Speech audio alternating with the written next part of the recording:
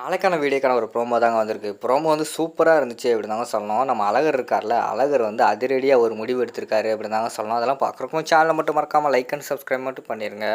First எடுத்த உடனேயுமே வந்து நம்ம அழகர் வந்து வீட்டுக்குள்ளே வந்து ரொம்ப கவலையாக உட்காந்துருக்காரு. அந்த நடந்த சம்பவத்தை நினச்சிக்கிட்டே இருக்கிற மாதிரி தான் காட்டிக்கிட்டு இருக்காங்க. அந்த இடத்துக்கு வந்து தர்மலிங்கம் வந்து வராரு. வீட்டில் ஆளே இல்லையா, சரி இதான் சரியான சாக்குன்னு சொல்லிட்டு, டேய் நீ எதுக்குடா இங்கே வந்த, என் மேலே கை வச்சல, எவ்வளோ தைரியம் இருந்தா என் வீட்டிலே உட்காந்துக்கிட்டு இருக்க அப்படிங்கிற மாதிரி சொல்கிறாங்க. அதெல்லாம் போக முடியாது, நான் உங்கள் பொண்ணு கழுத்தில் தாலி கட்டியிருக்கேன் அப்படிங்கிற மாதிரி சொல்லிக்கிட்டு இருக்காங்க. டேய் என் பொண்ணு கழுத்தில் தாலி கட்டியிருக்கலாம்டா, ஆனால் அவள் வந்து உன்னை ஒரு புருஷனாகவே மதிக்க மாட்டாளா, இன்னும் பாடுறா சீக்கிரமாக வந்து உன்னை பிரித்து இந்த இடத்த விட்டு வெளியில் அனுப்புகிறனா இல்லையான்னு பாரு அப்படின்னு சொல்லிட்டு அந்த இடத்துல வந்து ரொம்ப சத்தம் போட்டு பேசிக்கிட்டு இருக்கிற மாதிரி தான் காட்டிக்கிட்டு இருக்காங்க. ஐயோ நீ எல்லாம் ஒரு மனுஷனாயா, என்னையும் உன் பொண்ணையும் பிரித்த, அதில் ஒரு லாஜிக் இருந்துச்சு, சரிதான், சரி நான் வந்து உன் பொண்ணை வந்து தப்பான முறையில் கல்யாணம் பண்ணிக்கிட்டேன், அது என்னமோ உண்மைதான், சரி அதை வந்து நான் ஒரு வகையில் ஏற்றுக்கிருவேன். ஆனால் ஆதி பாரதி எதுக்கு நீ பிரிக்கிற, அவங்க என்ன நினச்சாங்க, ஒரே ஒரு நாளில் எல்லாத்தையுமே தும்சம் பண்ணிட்டே இல்லையா அப்படிங்கிற மாதிரி சொல்லிகிட்டு இருக்காங்க. ஆமாடா அப்படி தான் பண்ணுவேன், உனக்கு என்ன இப்போ அப்படிங்கிற மாதிரி சொல்லிகிட்டு இருக்காங்க.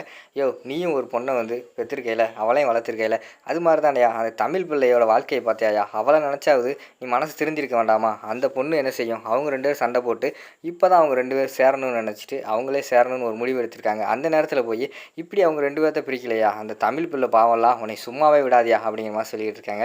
ஏய் எனக்கு எல்லாம் தெரியும்டா, யார் யாரை எப்போ எப்படி பிரிக்கணுன்ட்டு அது எனக்கு தெரியும் சரியா, ஃபஸ்ட்டு உன்னையும் என் பொண்ணையும் பிரித்து இந்த வீட்டை விட்டு உன்னை வெளியே அனுப்புறதா என்னோட வேலை அப்படிங்கிற மாதிரி சொல்லிகிட்டு இருக்காங்க.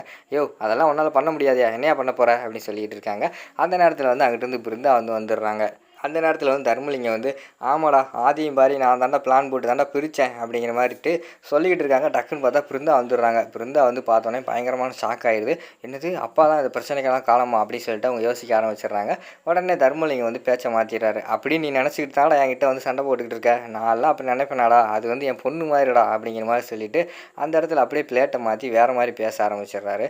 யோ என்ன இப்போ நல்லா பேசுகிற அப்படின்னு சொல்லிட்டு திரும்பி பார்க்காங்க. பார்த்தா பிருந்தா இருக்காங்க. ஓ உன் பொண்ணு வந்தவொடனையும் வேறு மாதிரி பேசுறியா, டபுள் கேம் ஆடிக்கிட்டு இருக்கியா, நீ எல்லாம் மனுஷனாயா, உன்னை இந்த பிருந்தா நம்பலாம், ஏன் என் பொண்டாட்டி கூட நம்பலாம், அந்த வீட்டில் எல்லாருமே நம்பலாம், ஆனால் நான் நம்ப மாட்டேன், இந்த ஊருக்கும் உலகத்துக்கும் நீ யார் எப்படிப்பட்டவன் அப்படின்னு சொல்லிட்டு வெளிச்சமாக காட்டுறதுக்கு எனக்கு ரொம்ப நேரம் ஆகாது, கூடிய சீக்கிரம் அவமானப்பட்டு தான் ஏன் நிற்க போகிறேன் அப்படிங்கிற மாதிரி சொல்லிக்கிட்டு இருக்காங்க. ஏய் அதெல்லாம் உன்னால் ஒன்றும் பண்ண முடியாதா அப்படிங்கிற மாதிரி வந்து அவர் சொல்லிக்கிட்டு இருக்காரு. இங்கே பாரு இப்போ ஆதி பாரதி சண்டை தான் போட்டிருக்காங்க, அவங்க மட்டும் நிரந்தரமாக பிரிஞ்சாங்கன்னு தெரிஞ்சுன்னு வச்சுக்கோமே, உன் சோழியை முடிச்சு விட்டுட்டு நான் ஜெயிலுக்கு போக கூட தயங்க மாட்டேன் பார்த்துக்கோ அப்படின்னு சொல்லிட்டு அந்த இடத்துல இருந்து ஒரு கத்தி மாதிரி இருக்குது அதை எடுத்து அந்த கோவத்தில் கீழே அதாவது அந்த டேபிள் மாதிரி இருக்குது, டேபிள் எறிகிறாரு. டேபிளில் குத்திக்கிட்டு அந்த கத்தி வந்து ஆடிக்கிட்டு இருக்கிற மாதிரி காட்டிக்கிட்டு இருக்காங்க. அதுக்கு ஒரு க்ளோஸ்அப் வச்சுட்டு அதோட பார்த்துட்டிங்கன்னா அந்த ப்ரோமோ வந்து முடிச்சிடுறாங்க.